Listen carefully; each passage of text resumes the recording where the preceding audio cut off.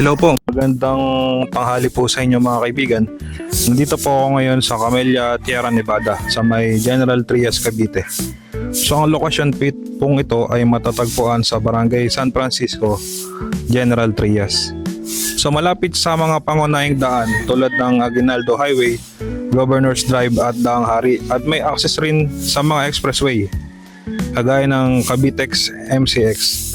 So guys, accessible siya sa mga malls, paaralan, ospital at sa iba pang pampublikong pasilidad sa Cavite at Metro Manila. So guys, ang Camellia Tierra Nevada ay mahigit 100 hectares siya, no? Master plan na residential township ng Camellia, Visteland sa General Trias. So ito ay bahagi ng mga malalaking community o kombinasyon ng residential enclave at commercial community development.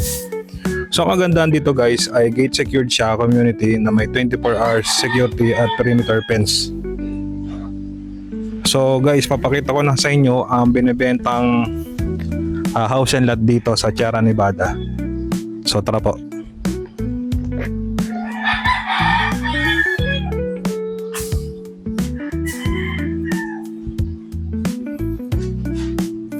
So ito po yan guys, meron na po siyang gate and fence.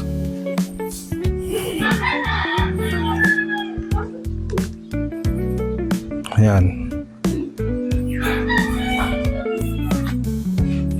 Actually bagong tayo lang to guys itong bahay na to. Kagandahan kasi nilipatan yun na lang.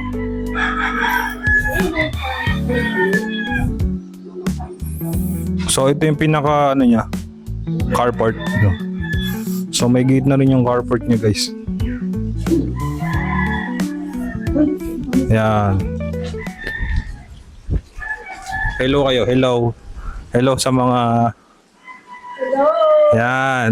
Hello po kayo sa aking mga kaibigan dyan na nanonood.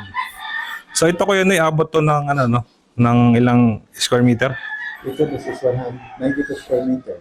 92 square meter, no? Tapos yung floor area, sagad na eh. Area nito, more or less kasi ang standard nito is 31. Yung extension nito, let's say, another 19 square meter, more or less 50 square meter, total usable floor area. Tapos clean title na siya. Clean title, updated sa tax declaration. So, walang utang sa City Hall, kumbaga. Magandang bilhin. Magandang bilhin. Oh, and then open for financing. Tsaka ang ganda naman dito sa location na to, accessible sa lahat. Accessible sa lahat via Cavitex, Calax, yon yung Cavite, Batangas Expressway soon. And then outside the gate, nandiyan na yung City Mall, Vista Mall. So yun po. Kaya magandang tumarad dito sa Camellia. And then going to Alabang po, we have an access road naman dito sa likod ng subdivision. So very accessible sa lahat. Hospitals, banks, supermarket, yan. Yun. So, ganun kaganda guys. So, Inside in our subdivision, meron tayong swimming pool, clubhouse, parks and playground. Then ang ating mga main road is 20 meter wide. So, napakalawak, napakalaki. yung iba nga dito na nagpa-park. Dito na nagpa-parking sa kalsada sa main road natin. Kasi kaya maluwag yung nila. Then sa loob mismo ng subdivision, we have Lawson, supermarket, and also Robinson AC Mart. Hindi na sila lalabas, no? Hindi na lalabas, dito na lang sa loob. Yun. Ganun ka-accessible, just ganun kaganda yung lugar na to guys. Yan, so itutur ko kayo dito sa property ito. Yan.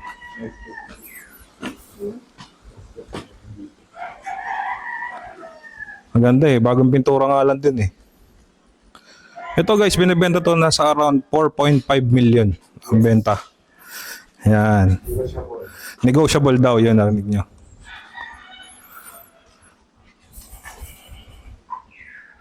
So nakatalis na yung kanyang flooring, no? So ito guys ay 3 bedroom. Ito yung first bedroom.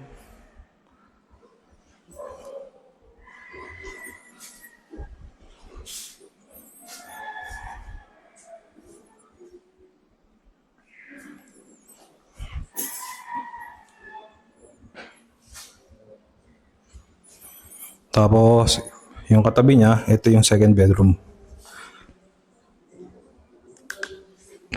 Yan.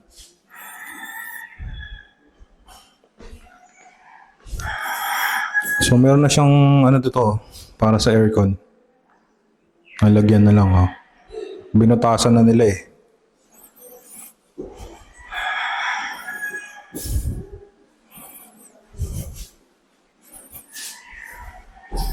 Tapos, ito yung toilet niya. Ayan.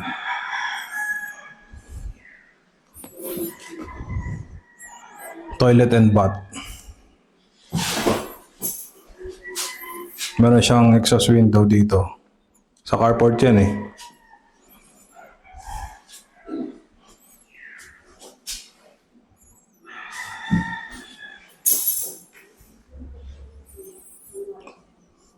Tapos ito yung pinaka last na bedroom. Yan.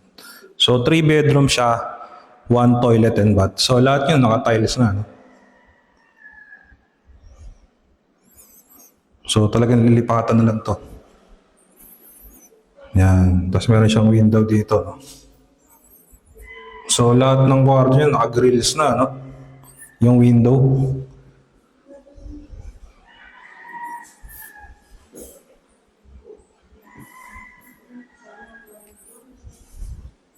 So dito yung pinaka-kitchen.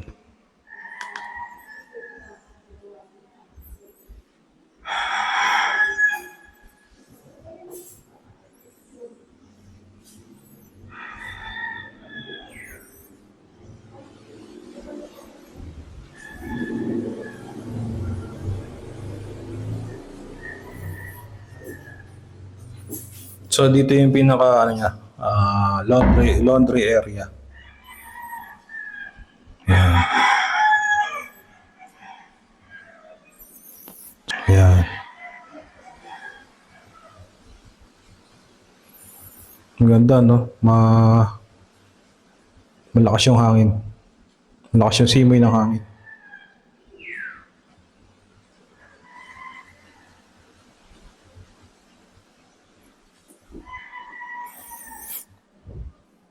So yun. Yan.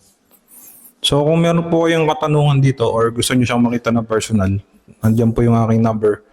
Tawagan niyo po ako para po sa tour. Yan. Tripping. Makita niyo po ito ng personal.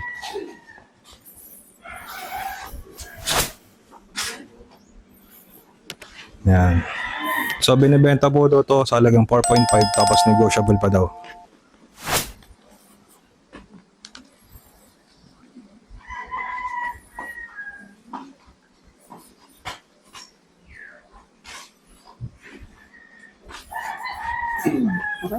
Okay na. Ha?